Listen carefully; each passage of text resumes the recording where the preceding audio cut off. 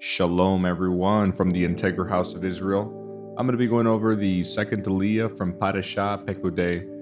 I'll be reading today from the book of Exodus, chapter 39, verse 2 through 21, and I'll also be reading from the book of Luke, chapter 16, verse 1 through 13. Making the ephod. Bezalel made the ephod of finely woven linen and embroidered it with gold and with blue, purple, and scarlet thread. He made gold thread by hammering out thin sheets of gold and cutting it into fine strands. With great skill and care, he worked it into the fine linen with the blue, purple, and scarlet thread. The ephod consisted of 2 pieces, front and back, joined at the shoulders with 2 shoulder pieces. The decorative sash was made of the same materials, finely woven linen embroidered with gold and with blue, purple, and scarlet thread, just as the Lord had commanded Moses. They mounted the 2 onyx stones in settings of gold filigree. The stones were engraved with the names of the tribes of Israel, just as a seal is engraved. He fastened these stones on the shoulder pieces of the ephod as a reminder that the priest represents the people of Israel. All this was done just as the Lord had commanded Moses.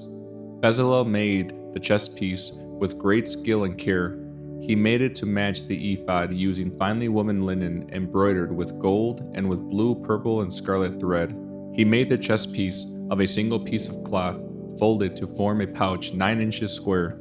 They mounted 4 rows of gemstones on it. The first row contained a red carnelian, a pale green peridot, and an emerald. The second row contained a turquoise, a blue lapis lazuli, and a white moonstone. The third row contained an orange jacinth, an agate, and a purple amethyst. The fourth row contained a blue-green beryl, an onyx, and a green jasper. All these stones were set in gold filigree. Each stone represented one of the 12 sons of Israel, and the names of that tribe was engraved on it like a seal. To attach the chest piece to the ephod, they made braided cords of pure gold thread. They also made 2 settings of gold filigree and 2 gold rings and attached them to the top corners of the chest piece. They tied the 2 gold cords to the rings on the chest piece. They tied the other ends of the cords to the gold settings on the shoulder pieces of the ephod.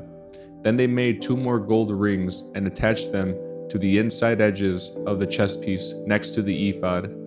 Then they made 2 more gold rings and attached them to the front of the ephod below the shoulder pieces, just above the knot where the decorative sash was fastened to the ephod. They attached the bottom rings of the chest piece to the rings on the ephod with blue cords. In this way, the chest piece was held securely to the ephod above the decorative sash.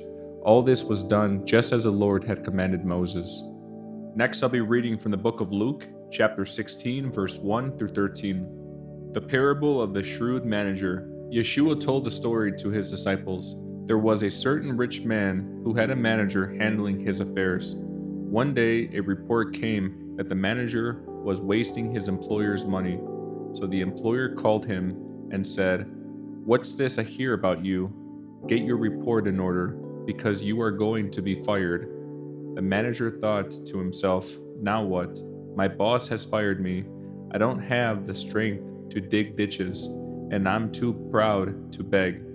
I know how to ensure that I'll have plenty of friends who will give me a home when I am fired." So he invited each person who owed money to his employer to come and discuss the situation. He asked the first one, "How much do you owe him?" The man replied, "I owe him 800 gallons of olive oil." So the manager told him, "Take the bill and quickly change it to 400 gallons. "And how much do you owe my employer?" he asked the next man. "I owe him 1,000 bushels of wheat," was the reply. "Here," the manager said, "take the bill and change it to 800 bushels. The rich man had to admire the dishonest rascal for being so shrewd. And it is true that the children of this world are more shrewd in dealing with the world around them than are the children of the light. Here's the lesson. Use your worldly resources to benefit others and make friends. Then, when your possessions are gone, they will welcome you to an eternal home. If you are faithful in little things, you will be faithful in large ones. But if you are dishonest in little things, you won't be honest with greater responsibilities. And if you are untrustworthy about worldly wealth, who will trust you with the true riches of heaven? And if you are not faithful with other people's things, why should you be trusted with the things of your own? No one can serve two masters, for you will hate one and love the other. You will be devoted to one and despise the other. You cannot serve God and be enslaved to money.